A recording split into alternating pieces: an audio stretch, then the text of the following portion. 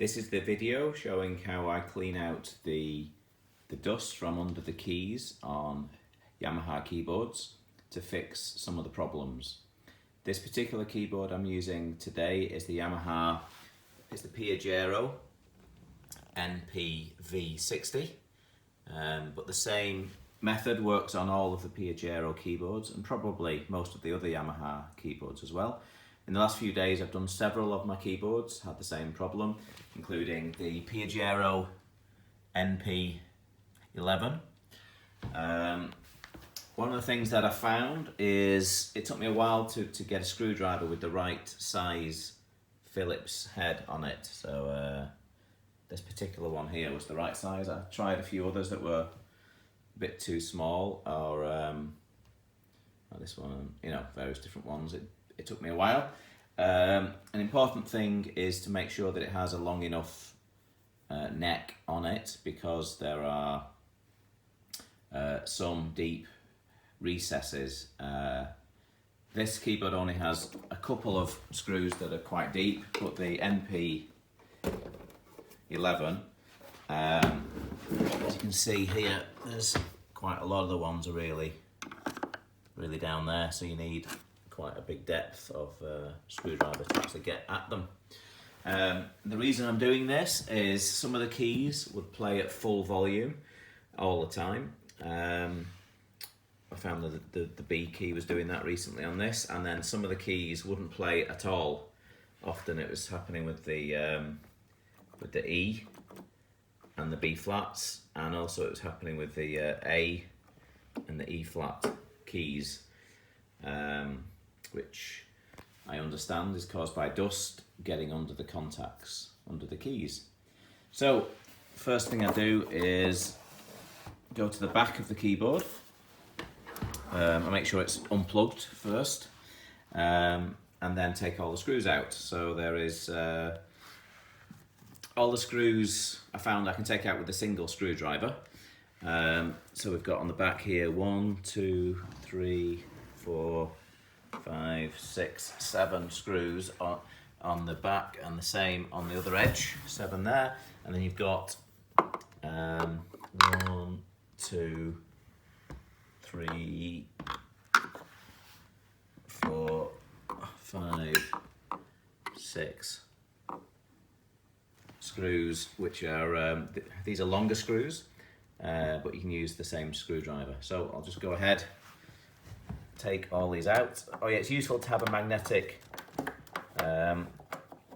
screwdriver as well, so that you can get the screws out, especially from the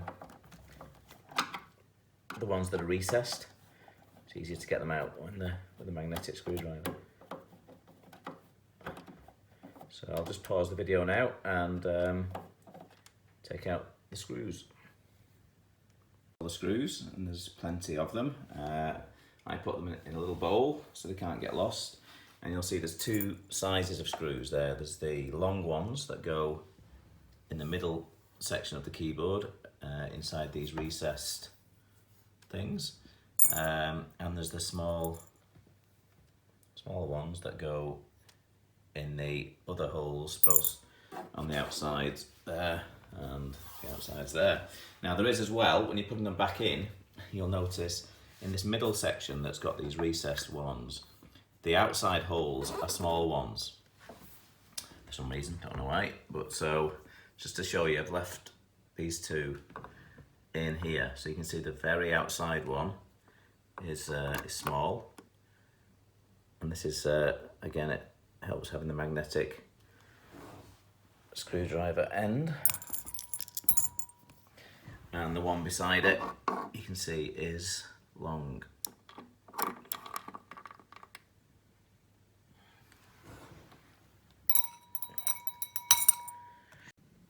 The next thing I do is to flip it over.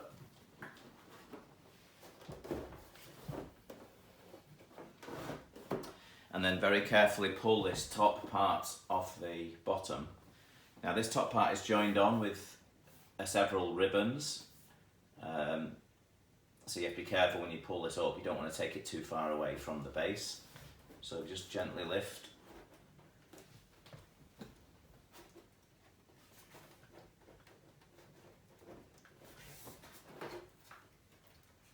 that down over here. You can see the ribbons there that connect that.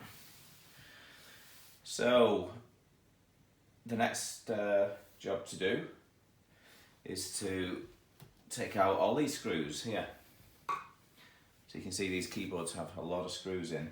I tend to keep these in a separate location from the other screws. So these are all the ones from the back of the keyboard. So just unscrew all these.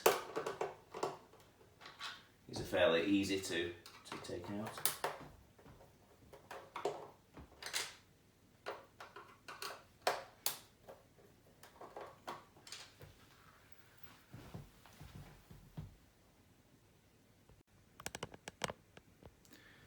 Okay, now I've taken out all these screws along here.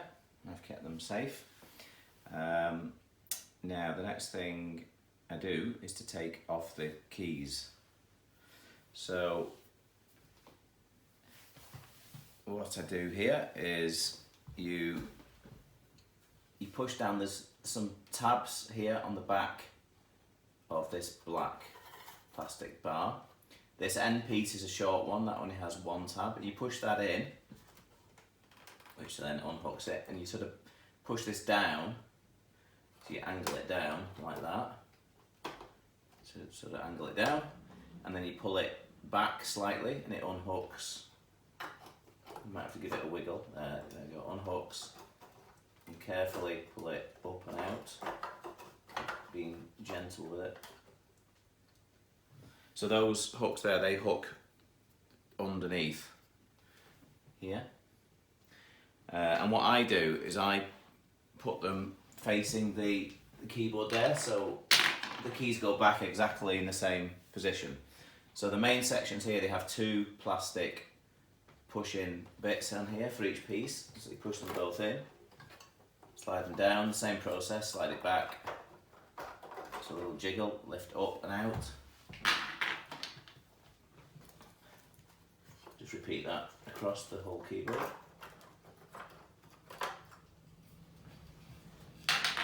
If you're wondering why some of the keys have got stickers on with numbers, that's because of the deck play method. That is a fast way of learning, and it uses numbers instead of letters. And then the final piece on the left, on this particular keyboard, again only has one push-in plastic bit. On some of the keyboards you'll find that they might have a white key right on the very end that has no black bit. That would have a separate screw. Now the main problem with the keys not playing properly, either playing loud or not at all, is dust under these pads here. So what I do next is I pull off these rubber pads, and again I place them in order. I've got a clean surface just off the camera there, so I'll place them in the same order so they go back again in the same place. On this keyboard they're actually colour coded, so you've got two brown ones, 3 grey and 2 blue. I know on some of the other keyboards they're just all the same colour. It probably doesn't matter which order they go back in, but just in case, I always like to put them back exactly where they are. So these you just pull up like that, and they have little these kind of nodules here which just go in the holes, these holes here, so when they go back on they just fit easily in there. So I just check them to make sure there's no bits of debris or dust inside. And what happens is when you press the plastic key down, this pushes these contacts here onto the circuit board, and that's what makes the sound. So the main objective is to make sure that these are clean and got no bits of dust on.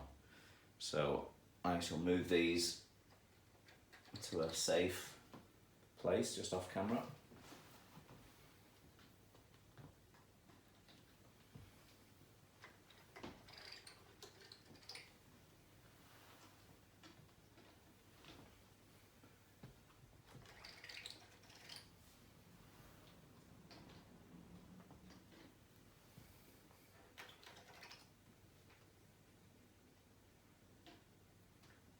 clean these pieces. You can see here there's a little bit of white dust and things. Now,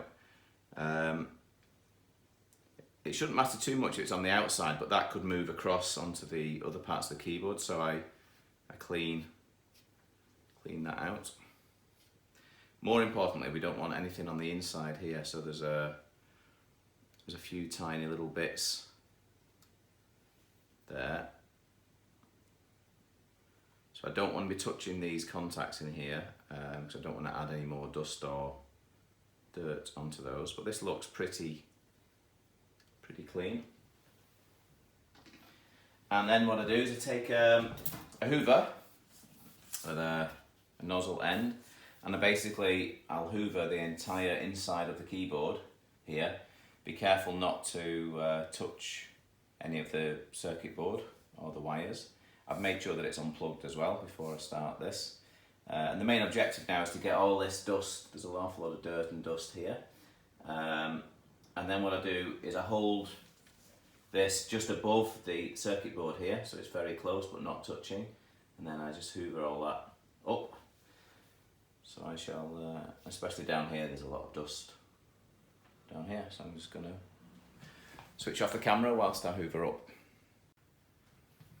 Okay, so I've hoovered out all around here.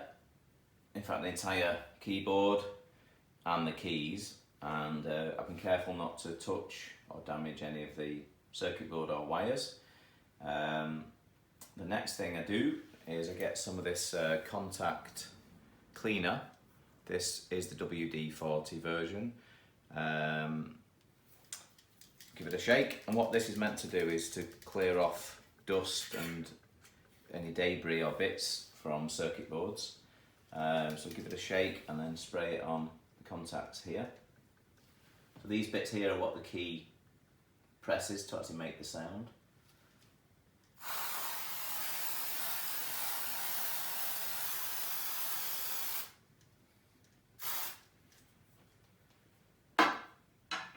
And then I get a microfiber cloth, or I've got these little cotton gloves which are for cleaning circuit boards and things.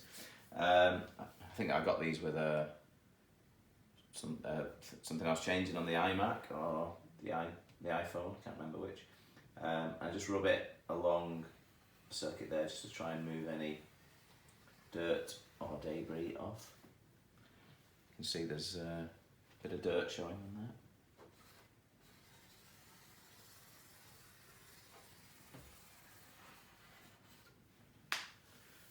So some dirt's coming off there. I don't do it on the top bit because there's sharp bits on the solders there, and that would tear this and maybe leave strands of cloth on it, which might make things worse. So once I'm happy that this lower part here is clean, then I give it another final spray.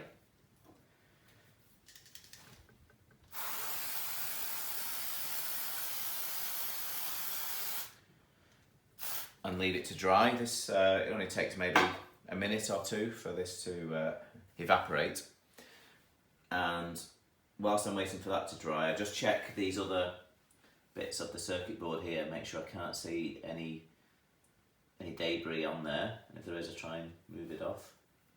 So I can see there's a little bit, tiny bit here. Sometimes I use something to plastic, or I use these little cotton buds. These are not brilliant because the end bits can actually, if it catches on here, they can leave little strands, but sometimes they're handy for just getting bits of dust off here. So what I'm trying to do is basically leave this as clean as I can. You can see already parts of this are drying, so within another minute or two this will be dry and ready for the rubbers to go back on. Okay, so the contact cleaner has now evaporated, and these are now dry, so they're ready to put back on the rubbers. So I just do a final check to make sure there's no bits of hairs or debris or dust in there or on the top, and then place them back with these little stick out bits that go on the top, and they fit in the holes here. This one goes on the left hand side.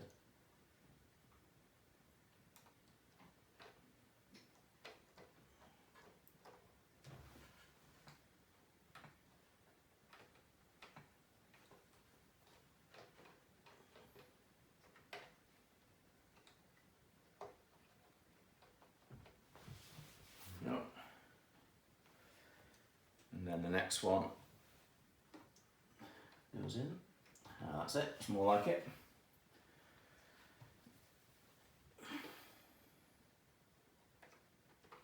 And the next one.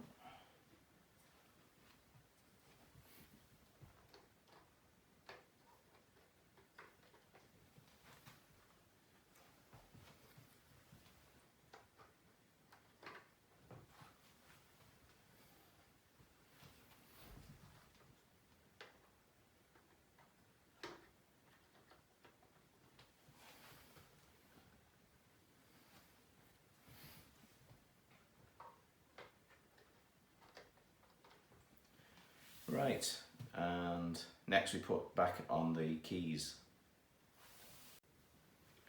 So next I put the keys back on.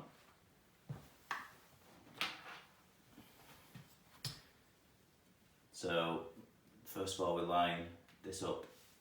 So this little screw hole here goes with this small one there. So the first thing we have to do is hook these things under these black ones there. So just gently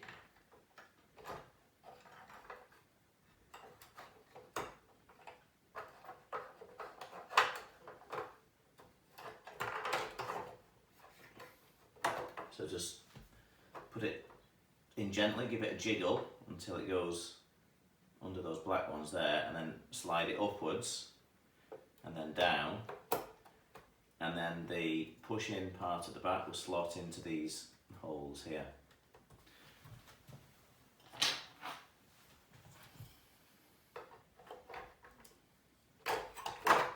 So down, slide up, push into the holes.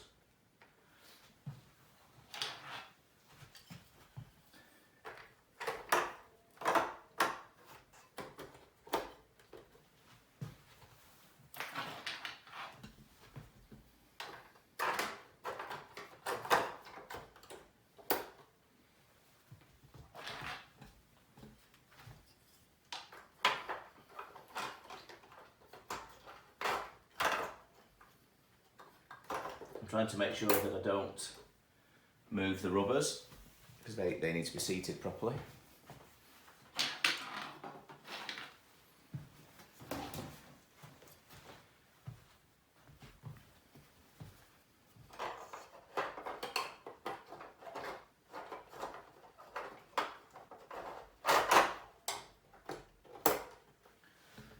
And then the small piece with the extra few keys on the right.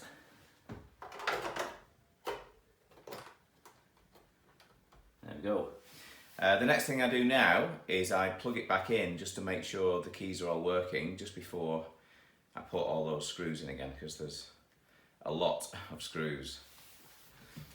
So I don't know if this is actually recommended from a health and safety point of view, but I do plug it in once the lid is off. So again, I'm careful not to actually damage or strain these two ribbons here that are connected at the back, but the power socket is down here, so I just plug in the lead,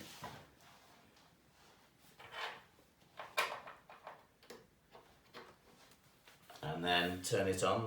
The power switch is just on this side, so just have a look underneath and turn that on. And then what I do is I test the keyboard to make sure all the keys are working and that the touch sensitivity is working as well.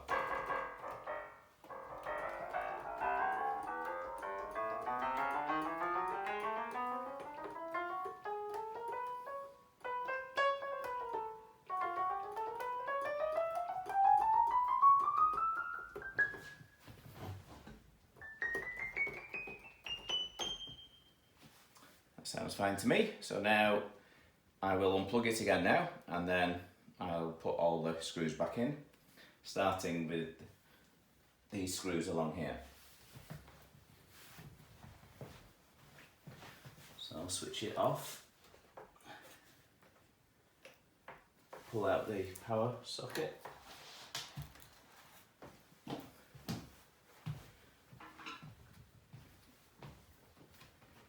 Now when you're putting these screws back in, the first time I did this, I didn't notice which ones, if they went here or here. So these ones which I've taken out of the keyboard, which I've kept in a separate place to the ones from the back, these go in these smaller holes here, not the raised ones.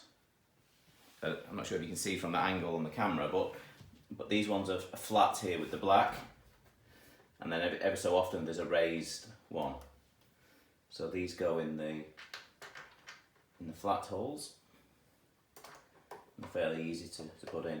If it seems to be straining, or if it clicks, it might be that these black ones are not fully aligned, so I'd be gentle with it so you don't force anything.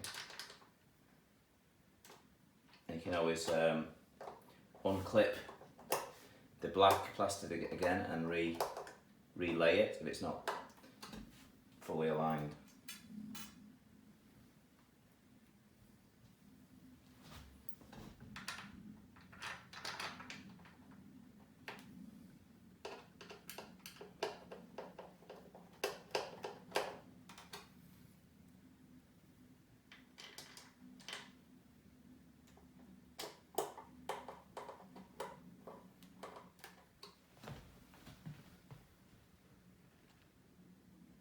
So I've put all these screws in here, made sure they're all in okay. I've not over tightened them.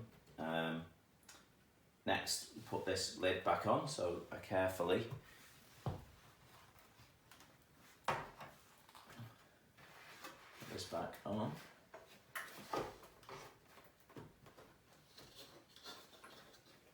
This bit here is a bit fragile. And then I flip it over.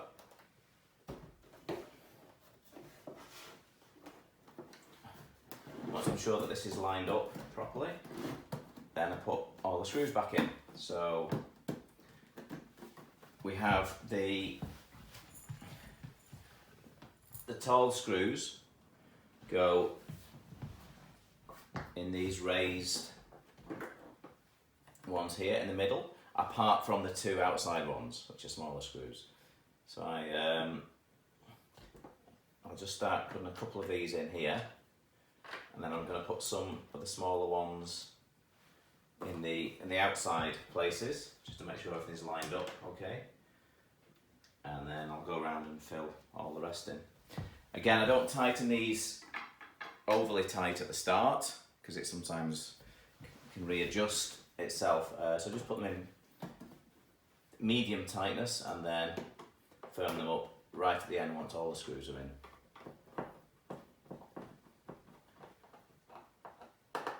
So that one's gone in pretty easy.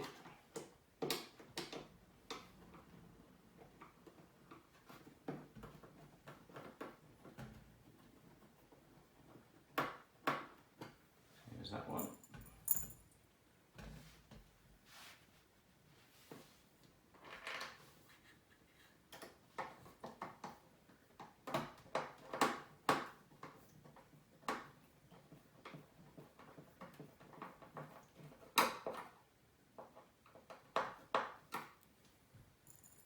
Okay, I'll pause the camera whilst I put the rest of the screws in. So I've just put in all the screws now, and I've just gone around again the entire keyboard, and I've tightened all the screws. Now it's ready to do a second full test, and I really hope hope it all works, or else all the screws have to come back off again. But it should be working now because we did the pre-test before we put the screws on. So it should now.